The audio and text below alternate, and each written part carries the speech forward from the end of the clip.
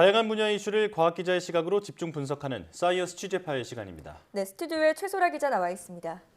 어서 오세요. 안녕하세요. 네, 오늘은 어떤 소식 준비해 오셨나요? 네, 다음 달부터 단계적 일상 회복, 이른바 위드 코로나가 첫 발을 뗍니다.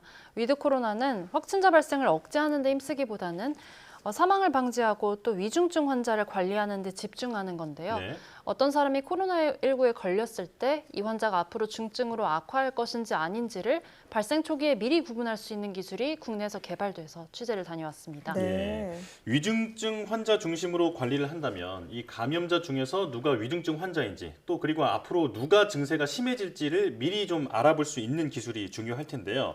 자, 지금은 그게 말처럼 쉽지 않다고 하죠. 네, 그렇습니다. 아직까지는 위중증 환자를 조기에 정확하게 찾아내는 게 쉽지만은 않습니다. 네. 코로나19가 신종 감염병이라서 또 의료 경험이 많이 쌓이지 않았기 때문입니다. 현재 의료진들은 기저질환과 발열 여부, 조금 더 나아가서는 혈중 산소 포화도라든지 또 혈압이나 맥박 정보 등을 통해서 이 환자가 얼마나 위험해질 수 있는지 판정합니다. 네. 특히 흉부 엑스레이 사진은 환자가 중증 진행 위험이 얼마나 큰지 판단할 수 있는 중요한 자료인데요. 의료진이라도 코로나19에 대한 경험이 많지 않다면 정확한 예후 예측은 힘들다고 합니다. 함께 들어보시죠. 생치수 같은 경우에는 폐렴이 발생하느냐 발생하지 않느냐가 중요한 중증 판정 기준이 되고 있습니다. 폐렴의 유무를 판정하는 데 있어서 가장 유용한 검사 방법이 이제 흉부 영상 촬영이 되겠는데, 그 흉부 영상 촬영을 판정하는 데 있어서 비정형 폐렴을 의사가 진단하는데 어려움이 많은데, 폐렴이 있는 경우에도 그 폐렴이 중증 폐렴으로 발전을 해서 중환자실까지 가야 할지, 또는 그냥 생치소에서 관리 가능한 수준의 경증 폐렴으로 끝날지는 경험이 있는 영상학과 전문의인 저도 결정을 하기가 어려운 경우가 많습니다. 네, 특히 지난 3차 유행 당시에는 백신 접종도 시행되지 않았던 데다 확진자가 급증하면서 중증 환자가 속출했었는데요. 예.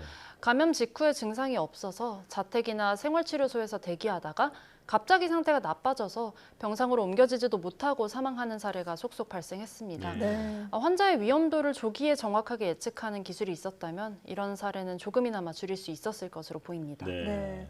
자, 최소라 기자가 이번에 취재한 기술이 이런 문제를 해결할 수 있는 기술이겠죠? 네, 그렇습니다. 이번 기술은 국내 대형 의료기관 7곳과 또 국내 인공지능 기업 3곳, 그리고 연세대 산학협력단 등 모두 11개 기관이 협력해서 개발한 건데요. 예.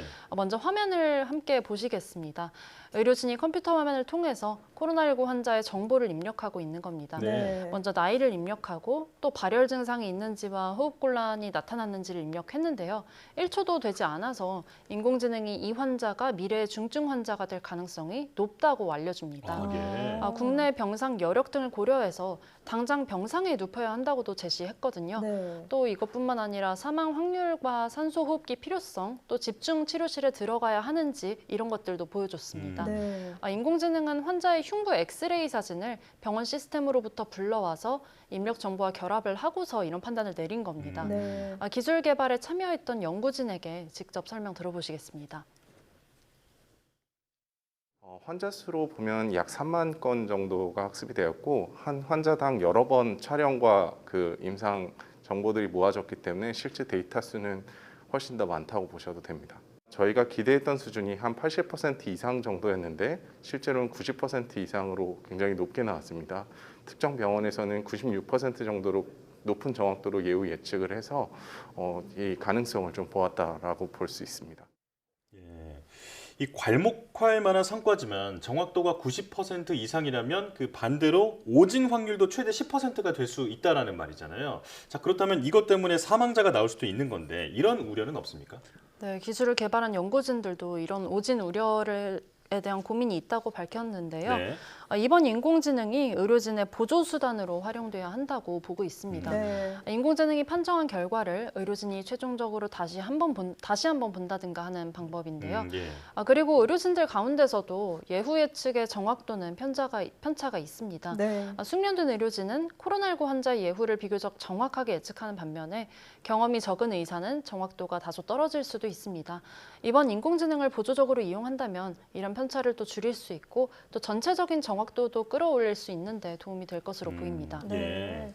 여러모로 현장에서 좀 유용하게 사용이 될 수 있을 것 같은데 구체적으로 어떤 점들이 좀 도움이 될까요? 네, 먼저 의료 자원을 효율적으로 배분할 수가 있습니다. 국내 병상이나 의료진 수는 한정돼 있는 반면에 확진자가 폭증하면은 처치를 받지 못하는 환자가 발생하게 됩니다. 네. 이럴 때 치료 우선순위를 정해야 할 텐데요. 초기에 증상이 없는 환자들, 이런 경증 환자들 가운데서도 중증 진행 위험이 큰 환자들만을 골라서 병상을 내어주고 또 집중 치료를 한다면 더 효율적일 것으로 보입니다. 또 뿐만 아니라 숙련된 의료진이 부족한 곳에서는 인공지능의 이런 빠르고 정확한 판단이 빛을 발할 것으로 보이는데요. 예.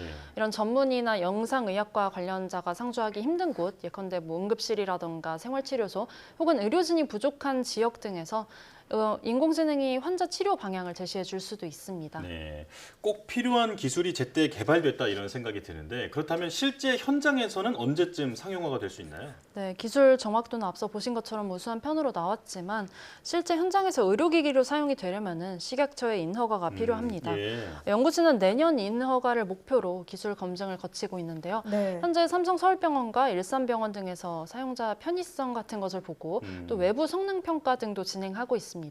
과기정통부는 앞으로 다음 달 말까지 세종생활치료센터에서 실제 환자들을 대상으로 성능 검증을 추진하기로 했습니다. 함께 들어보시겠습니다. 생활치료센터에서 실제로 검증을 위한 과정들을 진행을 11월 말까지 하게 될 거고요. 이후에는 이제 식약처의 인증을 받기 위한 절차가 시작이 될 텐데 이 역시도 임상 실험 등을 거쳐서 한 10개월 정도는 소요될 것으로 예상합니다. 또한 이런 우리의 기술들이 뛰어난 그런 우수성을 보이고 있기 때문에 해외에 교차 검증을 통해서 수출을 있을 것으로 기대가 되고 그것들을 위한 교차 검증은 동남아 국가 등을 생각하고 있고요. 내년에 교차 검증을 시행할 예정입니다. 특히 이번 기술은 코로나19뿐 아니라 호흡기 질환 전반에 같은 원리로 적용될 수 있을 것으로 보이는데요. 기술 보완을 통해서 계절성 독감이나 또 폐렴 등의 예후를 예측하는 데도 응용될 수 있을 것으로 보입니다. 네. 안전한 단계적 일상 회복이 이루어지는데 이번 기술이 좀 많은 도움이 됐으면 좋겠네요. 오늘 말씀 잘 들었습니다. 감사합니다.